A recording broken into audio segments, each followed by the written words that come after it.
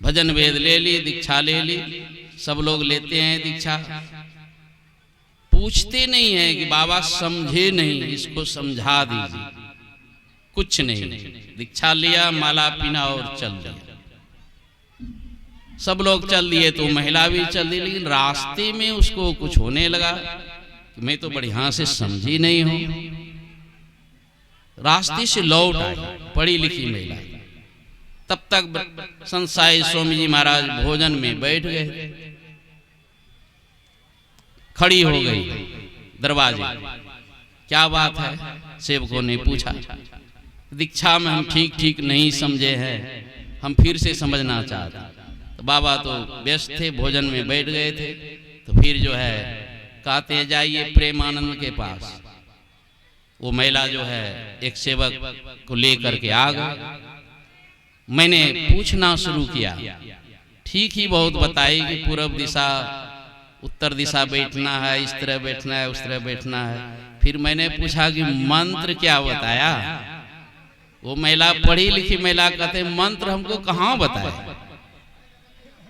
ये मंत्र कितना बार जपा जाता है, कितना बार बताया जाता है, उसका मन कहाँ था? यह स्थूल भक्ति में मंत्र के बारे में भी आज भी मैंने पूछा। कुछ लोग बच गए थे दीक्षा लेने से, तो मेरे पास भेज दिए। तो मैंने बताया, तुरंत बता दें तुरंत भूल जाते।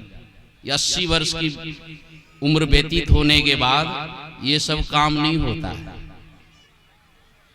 जब मैंने मंत्र बताना शुरू किया, कहा कि ओ यही मंत्र है। हाँ हाँ, इसको तो बताए थे। अब पढ़ी लिखी महिला की ये हालत है। और ये स्थूल भक्ति है, नाम रूप। पांचवी भक्ति है मंत्र जाप मम दृढ़ विश्वासा, पंचम भजन सो वेद प्रकाशा। ये पांचवी भक्ति है। और ये छठी भक्ति जो सूक्ष्म भक्ति है, इसलिए परम संत बाबा देवी साहब भजन भेद जल्दी बताते ही नहीं, क्योंकि वे सगुण भक्ति स्थूल भक्ति बताते नहीं थे, जीवन भर नहीं बताए। केवल सूक्ष्म साधना दृष्टि साधन की क्रिया ही वे बताते थे, इसलिए उनसे बहुत कम लोग दीक्षित हो पाए। ये तो गुरु महाराज ने देखा कि संतमत की साधना सर्वसाधारण लोग नहीं पकड़ सकेंगे। तो 1912 ईस्वी में परम संत बाबा देवी से साहब से गुरु महाराज प्रार्थना करते हैं कि गुरुदेव, संतमत में भी स्थूल भक्ति बताया जाता तो सर्वसाधारण लोग भी उसको पकड़ लेते। तो बाबा साहब उनकी बात को मान गए। ठीक है लाला, तुम्हारी इच्छा है तो तुम स्थूल नाम और स्थूल रूप को दीक्षा में बताना। ये बात मैंने साई स्वामी जी महाराज से कुप्पा घाट में सुना था कि बाबा साहब आदेश तो दे दिए, लेकिन वे अपने रंग में ही रंगे रह गए। केवल दृष्टि साधन की क्रिया बताते थे। इसका मतलब है कि दृष्टि साधन की क्रिया ही संतमत की साधना। 300 संप्रदाय हैं।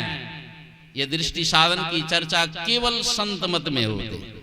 इसलिए गुरु महाराज कहते हैं, संतमता बिनु गति नहीं, सुनो सकल दे कान, जौ चाहो उद्धार को बनो संत संतान। यदि उद्धार चाहते हैं, कल्याण चाहते हैं, तो संतों के सद्ज्ञान को, सूक्ष्म ज्ञान को, दृष्टि साधन की क्रिया को समझ लीजिए। आज कितने लोग संतमत में दीक्षित हैं? 35-40 लाख की संख्या हो गया। 1000 लोग भी यदि दृष्टि साधन की क्रिया समझ लिए, तो समझिए गुरु महाराज का परिश्रम सार्थक हो गया। समझ लिए, सिर्फ अभ्यास में लगे हैं, दृष्टि टिकी नहीं है, फिर भी जो है बहुत कल्याण। जो अभ्यासी अत्यंत अभ्यास करते करते दोनों दृष्टि की धारों को गुरु इंगित स्थान पर टिकाते टिकाते टिका लेते हैं। दृष्टि योग अभ्यास अति ही करत कपनी साजे छुटे, प्रौढ़ होवे सुरत तिल दरवाजा टूटे, नजर के जोड़ से अरे हारे में ही टकटकी लगे खूब जोर व जोर से। इस तरह अत्यंत अभ्यास करने के बाद जब जिनकी दृष्टि टिक जाती है तो मन की चंचलता मिट जाती है, एक बिंदुता को प्राप्त कर लेते हैं और शरीर इंद्रियों में जो बिखरी हुई चेतन धार है वह सिमट करके आज्ञा चक्र के केंद्र में केंद्रित हो जाती है। यही है छठी भक्ति। छठ दमशील विरति बहु कर्मा निरत निरंतर सज्जन धर्मा। जैसे एक बिंदुता को प्राप्त करते हैं वैसे ही परमात्मा के शब्द उनके अंदर में प्रकट होते हैं। बिंदु में तह नाद बोले रैन दिवस सुहावनम, दिन रात प्रभु की आवाज, सोते जागते उठते बैठते सुनते रहते। फिर से भजन वेद लिया जाता है। अंतिम दीक्षा है शब्द साधना। जो अभ्यासी शब्द साधना करते हैं, शब्द खोज मन वश करे, सहज जोग है यही, सत शब्द निस्सार है या तो झूठी देही।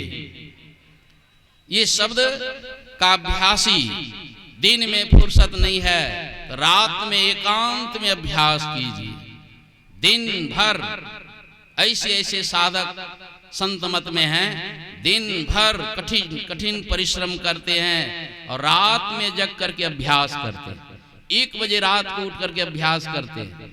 ये वर्षावास ध्यान साधना शिविर महर्षि में ही धाम मनियारपुर में केवल साधु महात्माओं के लिए होता है कि 3 महीने प्रचार का काम बंद करके केवल अभ्यास करें। उसमें से कुछ गिरस्थ भी प्रवेश कर जाते हैं कि मुझे भी रहने दीजिए। 10-20 जूठी जाते हैं। एक साधक को मैंने देखा, गिरस्थ लोग बड़े लगनशील होकर के साधना करते हैं। मैं जब आया उनके आसपास तो देखा कि एकदम खेत में कुटिया बना ली। वही नियम बना लिया था 1 बजे रात को जग करके ध्यान करना। वही नियम आज भी कहा कि मनियारपुर आश्रम से जब भी आया हूँ बाबा तब से मेरा नियम ठीक है। 1 बजे रात को उठ करके अभ्यास करना। इस तरह आपके अंदर में यदि लगन होगी और शब्द का ज्ञान ठीक ठीक आपको किसी महापुरुष से प्राप्त हो गया है तो इस तरह अभ्यास करते करते आप शब्द के खोजी बनेंगे और खोजते खोजते अंतर के अंतिम में तह में जाएंगे जहाँ परम प्रभु परमात्मा के आदि नाद है, सत्य शब्द है, सार शब्द है।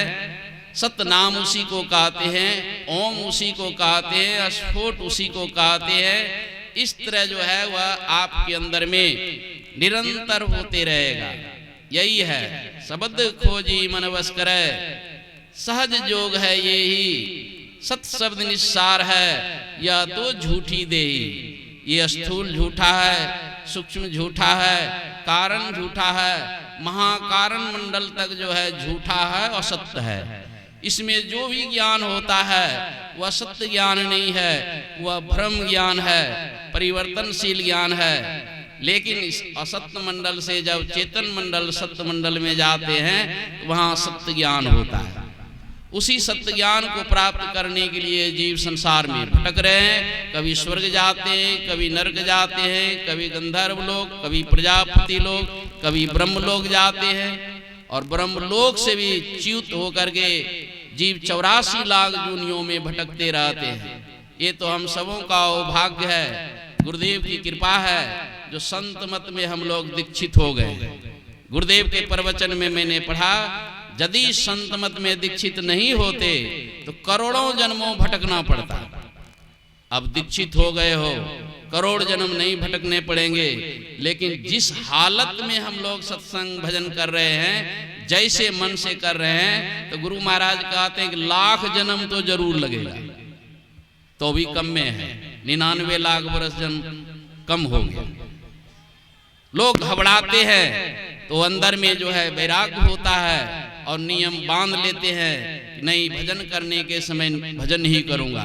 कितना भी अस्त व्यस्त रहते हैं वे भजन करते हैं। इस तरह दृढ़ता पूर्वक नियम पूर्वक जिसके अंदर में अभ्यास करने की योग्यता हो जाती है और अभ्यास में मन का सिमटाव कर लेते हैं, एक विनुता को प्राप्त कर लेते हैं, अंतर के शब्द को सुनने लगते हैं, फिर तो आपका काम इसी जन्म में पूरा होगा। बोलिए श्री सद्गुरु महाराज की जय।